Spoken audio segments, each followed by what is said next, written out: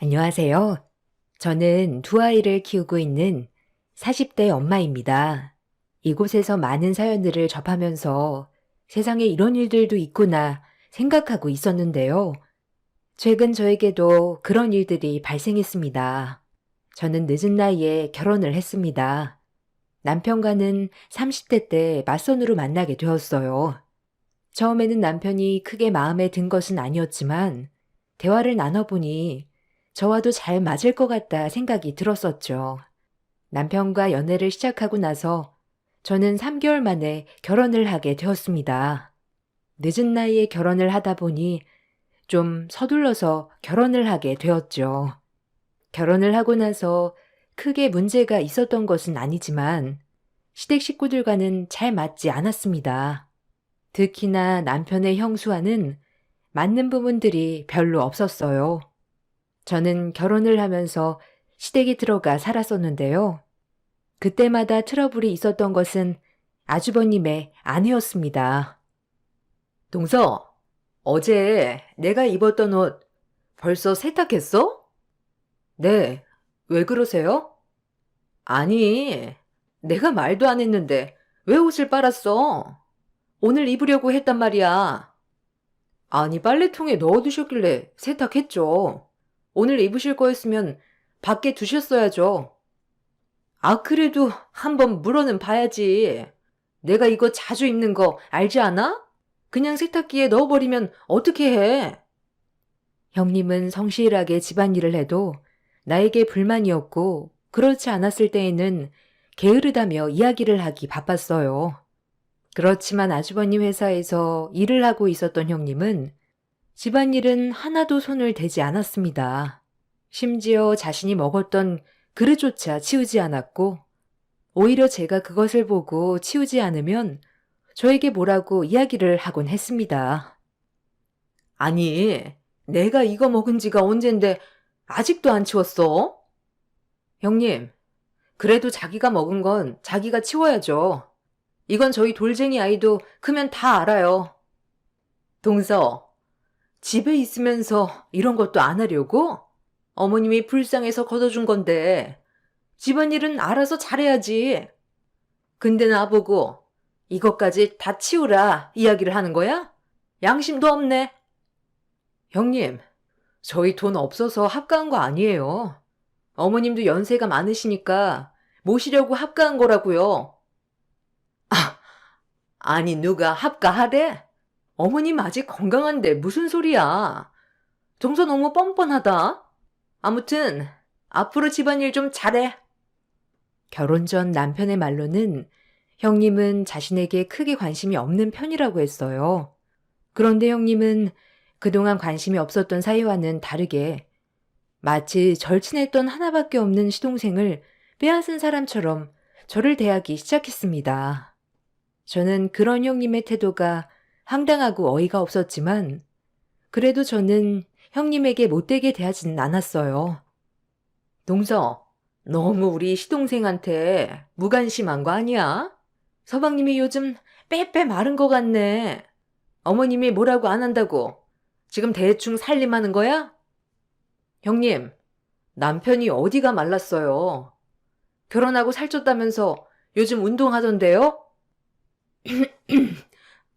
아니, 몸이 약해지니까 운동하지. 동서 어머님 밥도 좀 신경 써. 어머님이 아무리 나이가 많아도 여러 가지 드셔야지. 그렇게 대충 밥상 차리면 금방 가라는 것밖에 더 있겠어? 어머님, 제가 삼시세끼 다 잘 챙겨드리고 있어요. 거기다가 간식까지 드리는데 어떻게 더 챙겨드릴까요? 아니, 자주 챙겨드리라는 게 아니라 양보다 질을 더 신경 쓰라는 거지. 암튼 알았어. 형님은 저희가 결혼할 때만 하더라도 맞벌이로 겨우겨우 생활을 하고 있던 상황이었어요. 아주버님이 밖에서 나돌고 사업을 한다면서 이리저리 벌려놓은 일들이 많다 보니 생활이 제대로 이어지지 않았다고 하더라고요. 그러다가 아주버님이 정신을 차리고 일을 시작하게 되었고 그게 정말 잘 되어서 한 달에도 직장인 월급의 몇 배만큼이나 벌어들일 정도가 되었습니다. 그러다 보니 형님의 콧대는 날이 갈수록 더욱더 높아지기 시작했습니다. 동서, 요즘 좀 힘들어? 아휴, 어머님한테 고기 좀 자주 사 먹이지 그랬어. 왜? 돈이 모자라? 말을 해야지. 돈 필요하면 언제든지 이야기하라니까. 우리 남편 요즘 사업도 잘 되고 좋더라고. 이게 다 나랑 결혼한 덕분이지. 네, 좋으시겠네요. 안 그래도 형님한테 물어보려고 했는데 저희 지금 사정이 안 좋아서요. 형님이 좀 집에 신경 좀 써주면 좋을 것 같아요. 그래? 아유, 우리 집은 맏며느리 없으면 안 된다니까. 형님은 계속해서 우리 앞에서 잘난 척을 했어요. 남편은 그런 형님의 태도에 콧방귀도 끼지 않았고 저 역시 관심이 없었답니다. 그도 그럴 것이 형님은 맏며느리라서 고생했다고 말했지만 남편의 말로는 결혼 이후 엄마에게 잘해준 적이 없다고 하더라고요. 아주버님, 일이 요즘 잘 되는 모양이야. 왜? 형수님이 자랑하지? 아니, 형님이 계속 이야기하더라고. 일이 잘 된다고. 그러면서 형님이 어머님 잘 챙기라면서 이야기를 하는데 참나. 아니, 그런 이야기를 해? 아니, 자기가 잘할 것이지. 왜 당신한테 그런데? 그래도 형님은 어머님한테 살갑게 잘하잖아. 잘하기는? 남보다 못한 사이였지. 내가 엄마 모시고 살겠다고 하니까 망정이지. 형수님은 엄마랑 같이 살 생각도 없고 그렇다고 나이 먹고 아픈 놈어 한번 들여다본 적도 없었지. 뭐 형수님만 그래? 형도 마찬가지지. 엄마가 그렇게 젊을 때 도와줬는데 그 생각은 하지도 않고. 남편의 말로는 형님 내외는 어머님에게 전혀 관심이 없었던 부부라고 했어요. 그러다가 저희가 어머님과 합가를 하겠다며 결혼을 하고 난 이후로 더욱 저를 탐탁치 않게 생각을 했던 것이죠. 거기다 저희는 형님 부부의 행동에 전혀 관심이 없었고 신경도 쓰지 않았어요. 그런데 오히려 관심을 두지 않자 형님은 더 관심을 받으려고 매번 만날 때마다 얼마나 사업이 잘 진행되고 있는지를 얘기하곤 했습니다. 아주버님의 사업이 잘 되고 나서 집안에 간섭하는 일이 줄어들다 보니 사실 자랑을 하는 것은 얼마든지 들어줄 수 있다고 생각을 했어요. 아주버님의 사업이 잘 되기 시작하면서 그쪽으로 좀 더 신경을 썼기 때문이었어요. 그렇게 아주버님의 사업이 잘 되기 시작한 초기에는 별다른 트러블 없이 지나가게 되었습니다. 그러던 중 남편이 직장에서 퇴직을 하게 되었어요. 회사 사정이 어려워지게 되면서 명예퇴직으로 남편은 40대에 직장을 그만두게 되었습니다. 여러 곳에 취업을 알아보기도 했지만 받아들여주는 곳을 찾기가 어려웠어요. 남편의 자신감은 날이 갈수록 떨어졌고 남편은 극심한 우울증에 시달리게 되었습니다. 이와 동시에 시모의 건강도 점점 나빠지게 되었어요. 이 모든 상황에 아주버님과 형님은 제 탓이라 이야기를 했어요. 동서, 서방님 아직 우울하시대? 아니 좀 쉬면 어때서 그래? 동서가 서방님한테 막 뭐라 한 거 아니야? 형님, 제가 뭐라고 그래요? 저도 남편 조금 쉬었으면 좋겠다 생각을 하는데 본인은 그게 받아들여지지 않는가 보더라고요. 저도 많이 이야기하고 달래주고 있어요. 근데 아직도 그런다고? 아니 40대밖에 안 되었는데 동서가 엄청 뭐라고 한 거 아니야? 어머님도 그렇고 요즘 통 기운이 없어 보여. 아니 제가 뭐라고 그래요. 갑자기 일을 그만두니까 그럴 수밖에 없죠. 본인 의지도 아니었고. 아무리 그래도 말이야. 이상하지 않아? 일 그만두면 속 시원해야 하는데 그렇게 우울증이 걸리다니. 옆에서 뭐라고 한 게 아닌 이상? 형님, 제 탓이라고 하고 싶으신 거예요? 무슨? 내가 동서 탓이라고 했어? 말이 그렇다는 거지. 동서, 요즘 좀 예민하다. 어머님이랑 서방님이 아파서 그런 거야? 이런 것도 다 자격지심이야. 마음이 좀 넉넉해야 하는 일들이 잘 되지. 그런 못된 심보 가지고 있으면 잘 될 일도 안 된다고. 형님, 정 걱정되시면 형님이 어머님 모시세요. 아니 내가 어떻게 어머님을 모셔? 우리 남편 일 도와주는 것도 바쁜데. 형님은 마치 시모와 남편이 잘 되지 않는 일이 나의 탓인 것 마냥 이야기를 했어요. 제가 따질 때마다 그냥 해본 말이라며 이야기를 하면서 제가 너무 예민한 거라며 이야기를 했지만 저는 그런 형님의 태도에 황당했을 뿐이었습니다. 시모는 나이가 많이 드셔서 노안으로 인해 기운이 없으셨던 상태였어요. 그러다가 시모가 돌아가시게 되었죠. 남편은 그 이후로 경제활동에 대한 의지를 잃어버리게 되었습니다. 시모의 장례식 날, 첫째 날의 시숙은 잠시 왔다 갔을 뿐 자리를 함께하지 않았어요. 심지어 조문객을 받는 날에도 시숙의 모습은 볼 수는 없었습니다. 형님에게 이야기를 해보았지만 형님은 오히려 저를 나무랐어요. 형님, 아주버님 언제 오세요? 그래도 어머님 돌아가셨는데 마지막 가는 길은 보셔야죠. 동서, 아니 마지막 장례할 때만 오면 되지. 왜 이렇게 이야기를 해?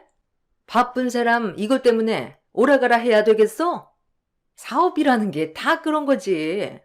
무슨 이런 일로 계속 오라고 해? 형님, 그래도 아주버님 어머님인데 끝까지 함께 해야죠. 아유, 동서. 사업도 안 해보고서 무슨 말을 해? 우리가 알아서 잘할 테니까 신경 쓰지 마. 어차피 여기 장례하는 비용도 우리가 내는 건데. 그렇게 따지면 우리가 더 잘하는 거 아니겠어? 우리 아니면 여기서 장례나 제대로 치렀겠냐고. 형님은 마치 돈으로 모든 것을 해결하면 되는 듯하게 이야기를 했습니다. 그런 형님의 태도에 저는 기가 막혔지만 그렇다고 해서 어머님의 장례식 날에도 형님과 싸울 순 없다고 생각을 하고 꾹 참게 되었죠. 장례가 끝이 나고 나서 시숙은 마지막 어머님이 화장을 하시는 시간에만 볼 수 있었습니다. 저도 너무나 서운한 마음이 들었지만 남편은 형의 그런 모습에 더더욱 서운함이 들었던 것 같아요. 어머님께서 떠나고 난 후로 남편은 심한 우울증으로 공황장애까지 얻게 되었고 결국 경제활동을 더 이상 하지 못하는 상황까지 이르게 되었습니다. 그러자 저는 생계를 위해서 여러 가지 일을 시작했죠. 아침 일찍 요구르트 배달 일을 시작했고 그 후에는 다른 일을 하게 되었습니다. 다른 것보다 요구르트 배달 일은 처음에는 너무 고단했지만 하면 할수록 재미를 느낄 수 있었어요. 특히나 이른 아침에 부지런하게 일을 시작하는 사람들을 보면서 삶의 의지를 다질 수 있어서 좋았죠.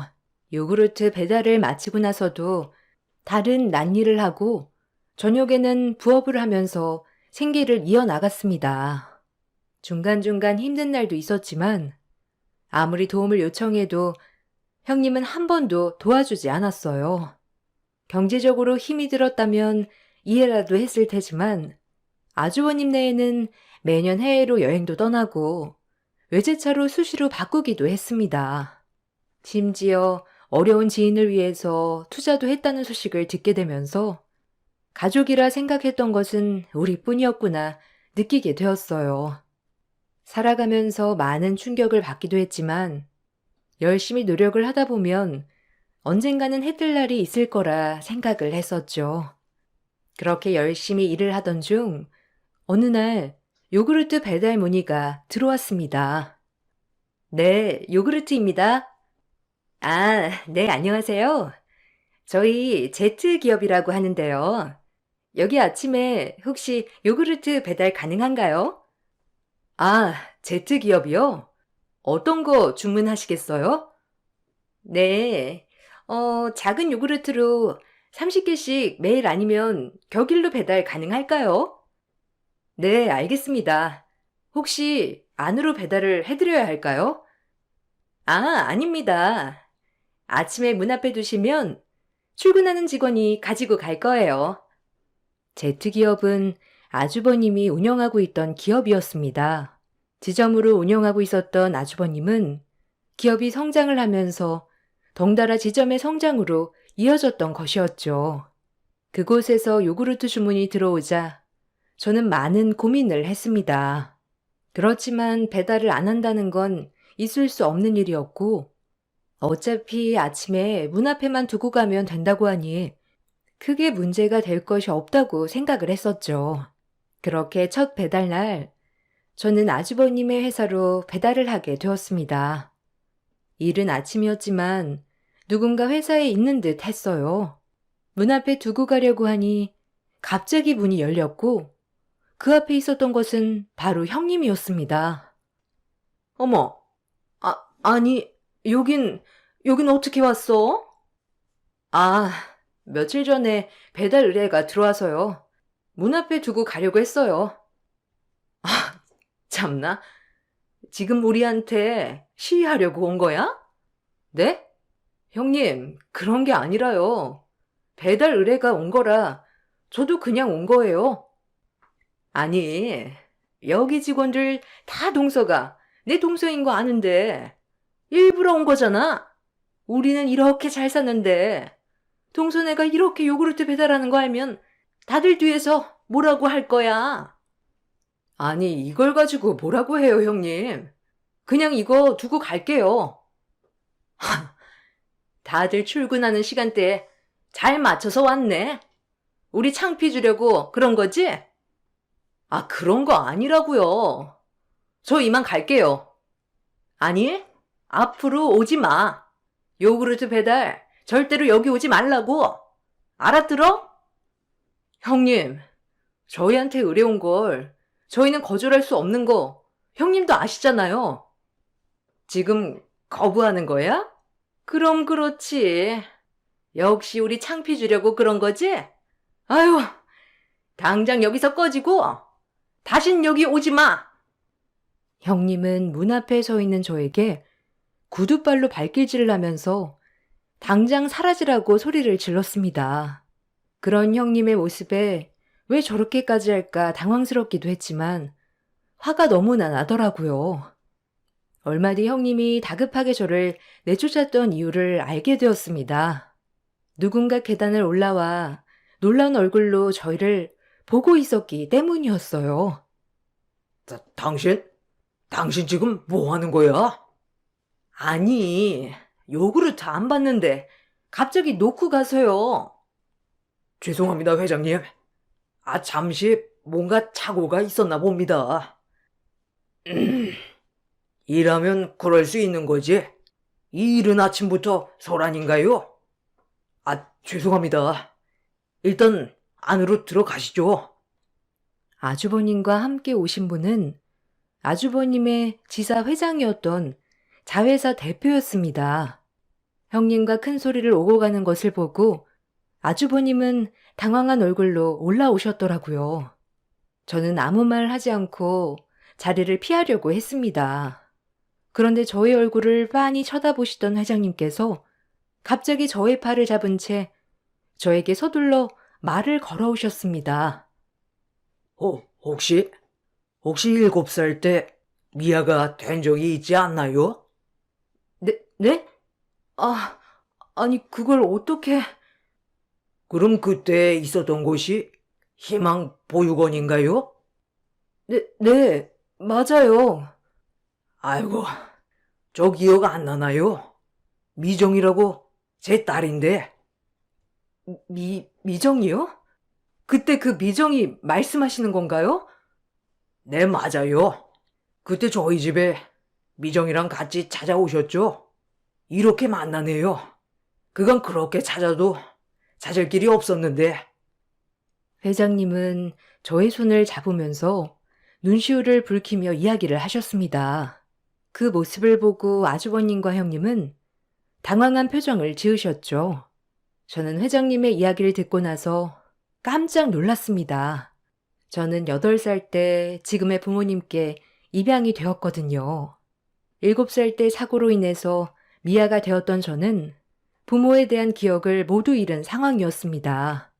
그대로 보육원으로 옮겨지게 되었죠. 생활을 하면서 여러 친구들이 들어왔지만 쉽게 친해질 수는 없었어요.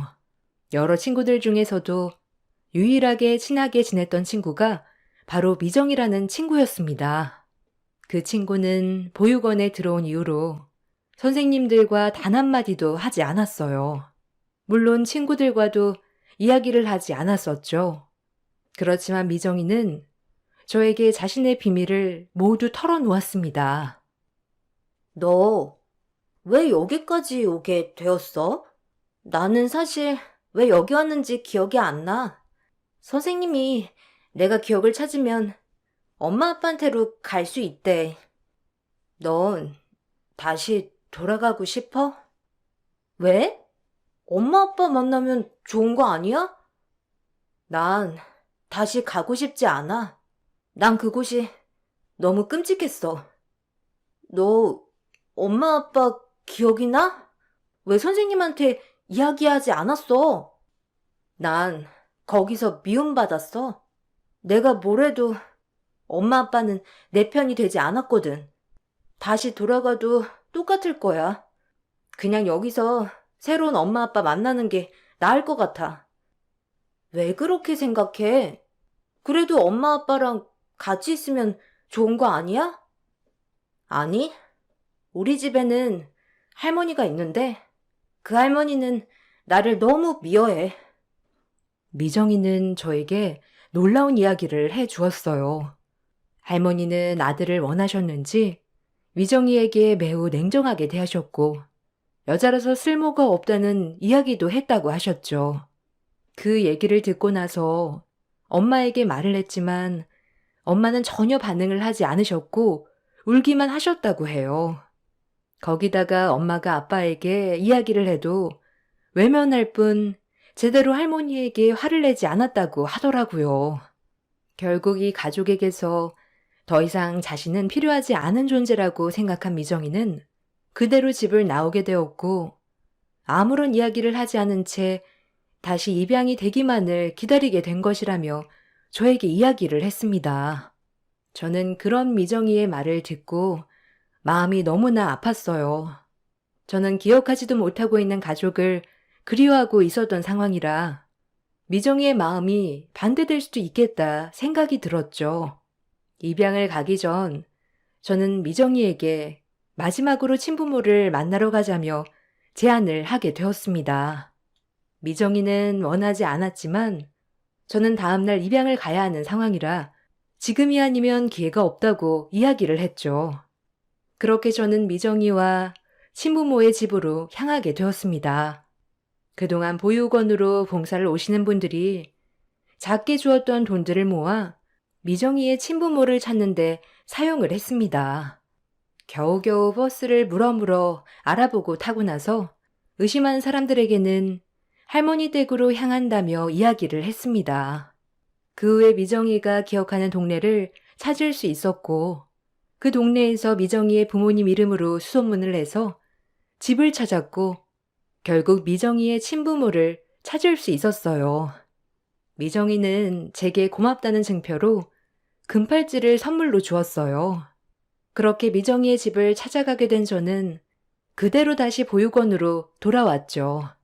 그날 이후 저는 한 난임 부부에게 입양이 되었고 그때의 일은 점점 잊혀지기 시작했습니다. 그런데 바로 그 미정이의 아버지가 아주버님의 회사 대표였던 것이죠.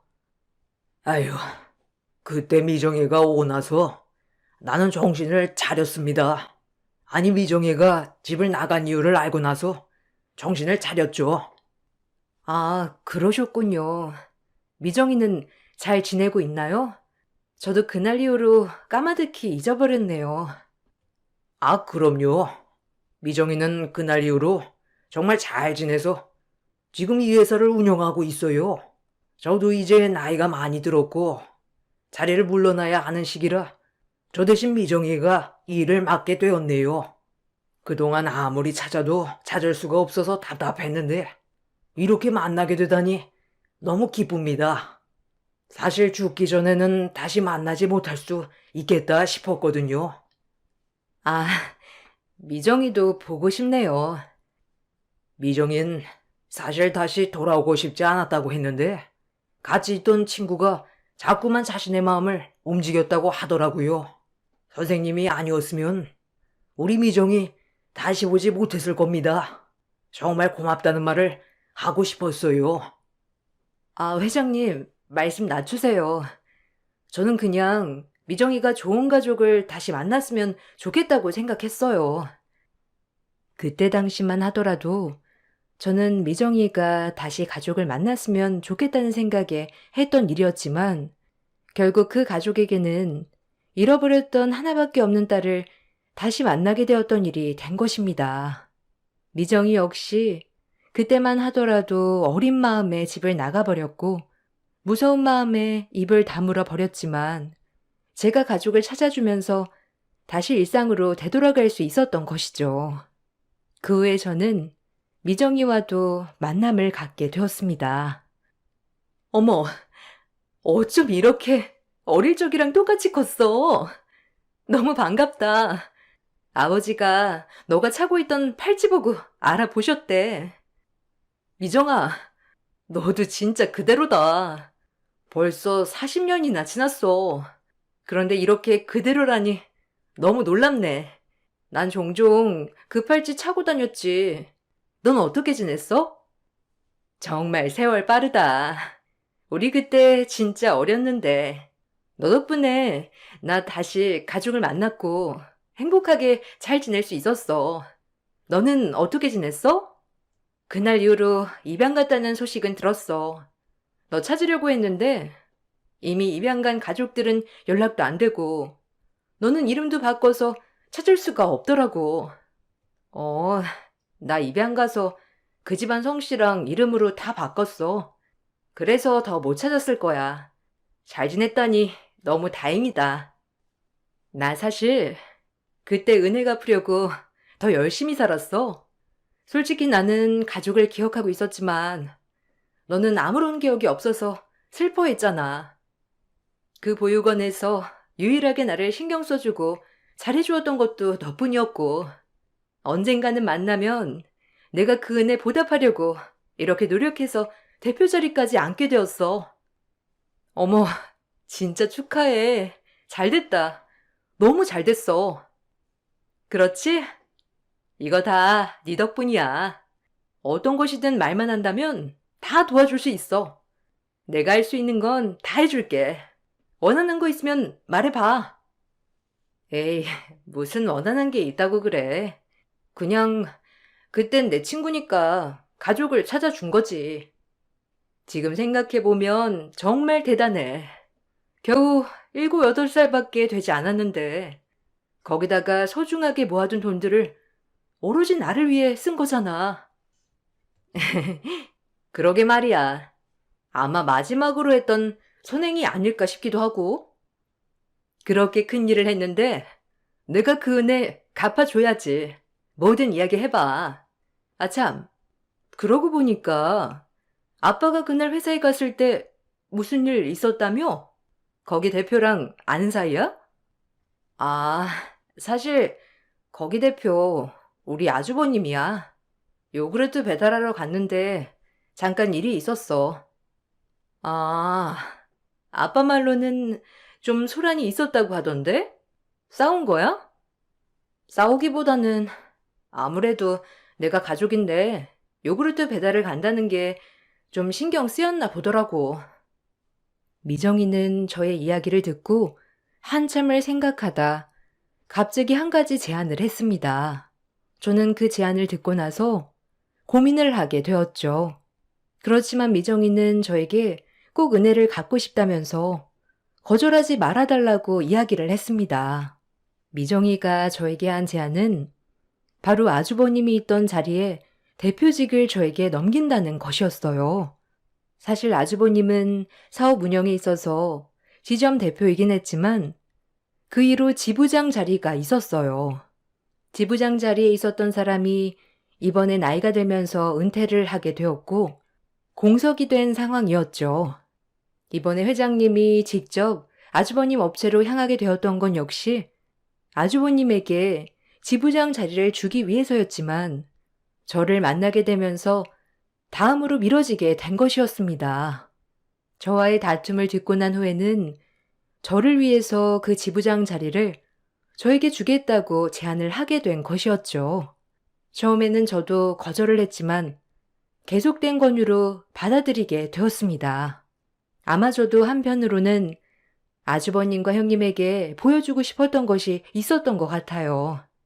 지부장 자리를 받아들이고 나서 처음 지점을 돌게 되었던 날, 저를 본 아주버님과 형님의 얼굴은 새하얗게 질리고 말았습니다. 아니, 재수 씨가 왜 여기에? 동서가 여기에 어떻게 왔어? 동서라니요? 저는 지부장 김승주입니다. 잘 부탁드립니다. 동서, 이게 어떻게 된 일이야? 지부장이라니? 갑자기 이렇게 될 수 있는 거야? 말 좀 가려서 하세요. 여기가 사적인 자리도 아니고, 거기다가 여기 직원도 아니지 않습니까? 모든 사람들 앞에서 저는 공적인 공간에서는 공적으로만 대하겠다고 선언을 했습니다. 냉정하게 사적인 관계는 밝히지 말아달라고 이야기를 하자 아주버님과 형님의 얼굴은 울그락불그락 변하기 시작했죠. 속으로는 너무나 고소한 마음이 들었습니다. 역시나 형님은 인사 후에 갑자기 메시지로 잠시 보자며 연락을 해 왔습니다. 저는 당당하게 형님을 맞이했습니다. 동서, 아니 이게 뭐 하는 짓이야? 지부장이라니. 지금 이게 말이나 돼? 여기서 일을 해봤던 것도 아니고 이게 얼마나 잘못된 건지 알기나 해? 뭐가 잘못되었죠? 그러면 직원도 아닌 형님이 여기 자꾸 오는 건 말이 되는 거고요? 형님은 여기 직원도 아닌데 매번 출근을 하시고는 직원들 부려먹지 않으셨나요? 그런 제가 너무한 걸까요? 아니면 형님이 너무하신 걸까요? 아니, 내가 부려먹긴 뭘 부려먹어? 그리고 지부장 자리는 원래 우리 남편이 될 거였는데 어떻게 동서가 될 수 있어? 그건 알 필요 없지 않나요? 조사를 해보니 아주버님 그동안 뒷돈을 여러 번 받으셨더라고요. 이거 다 증거 있는데 말씀드릴까요? 뭐? 뒷돈이라고? 우리 남편은 그런 거 할 줄 몰라. 무슨 소리를 하는 거야? 더 이상 직원이 아니신 분이랑 이야기할 필요는 없으니 나가주세요. 그리고 다시는 용건 없이 여기 오지 않으셨으면 좋겠습니다. 뭐라고? 황당한 얼굴을 하고 있는 형님을 밖으로 내보내고 나서 저는 시숙의 지금까지의 일에 대해서 다시 살펴보게 되었어요.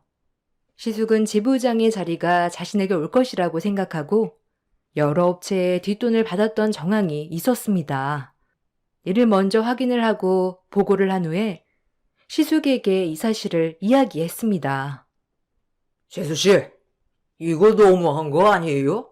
아무리 그래도 가족인데 이런 치부를 좀 덮어줄 수 있는 거 아니냐고?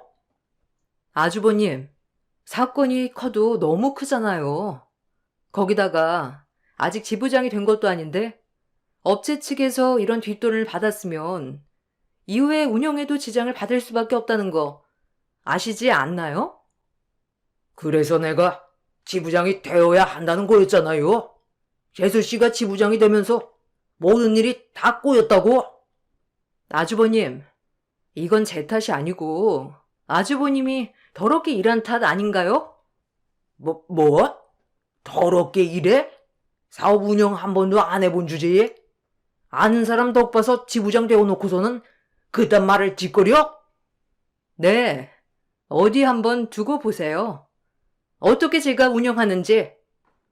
아주버님과 형님은 제가 낙하산으로 지부장이 되었다는 점에 분노했고, 다른 지점에 이 사실을 이야기하면서 제 직위를 끌어내리고자 갖은 노력을 다했습니다. 그렇지만 저는 지부장이 된 이후에 열심히 노력을 했고, 신제품 출시에도 적극적으로 노력을 했습니다. 처음에는 좋지 않은 여론들이 많았지만 회사 발전을 위해서 노력을 한 끝에 결국 매출로 이어지게 되었고, 그러다 보니 다른 지점의 대표들에게도 인정을 받게 되었습니다.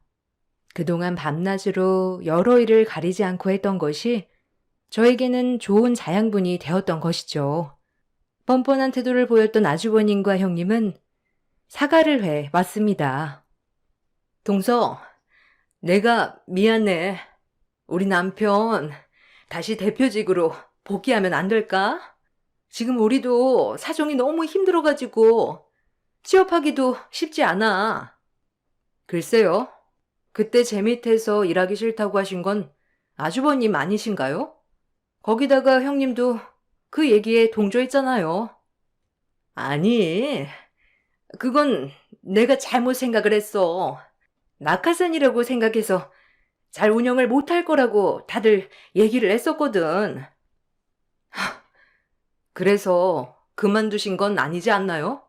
그동안 저한테 해왔던 게 있으니 그랬던 거겠죠. 동서, 아니 왜 말을 그렇게 해? 미안해. 내가 미안하니까 우리 남편 좀 다시 복귀시켜줘. 저는 그럴 권한 없습니다. 그리고 이미 대표 자리는 다른 분이 하고 계시니 정 원하시면 직원으로 다시 취업하세요. 형님의 사과를 들으니 저는 더 화가 났습니다. 그렇게 어려웠던 시기에 도움을 줄 수 있음에도 불구하고 저희를 외면했던 아주버님과 형님이 생각났기 때문이었어요. 당장 아이들이 먹을 밥값도 없어서 쩔쩔매던 그 시기에 형님과 아주버님은 호화로운 생활을 즐기고 있었기 때문에 그때 생각으로 저는 용서해 줄 수 없었습니다. 그렇게 저는 더 독한 마음을 먹고 회사 생활을 이어나갔고, 업계에서는 전국에서도 판매율이 높은 지점들을 보유하고 있습니다. 시숙과 형님과는 더 이상 연락을 하고 있지 않아요. 남편은 지속적으로 우울증 치료를 받으면서 다시 일상으로 되돌아가기 위한 노력을 하고 있습니다. 자신의 잘못은 결국 부메랑처럼 자기에게 돌아온다는 걸 알게 되었습니다. 모든 분들의 선의가 다시 축복으로 돌아오시길 바라면서 이만 글을 마치겠습니다. 감사합니다.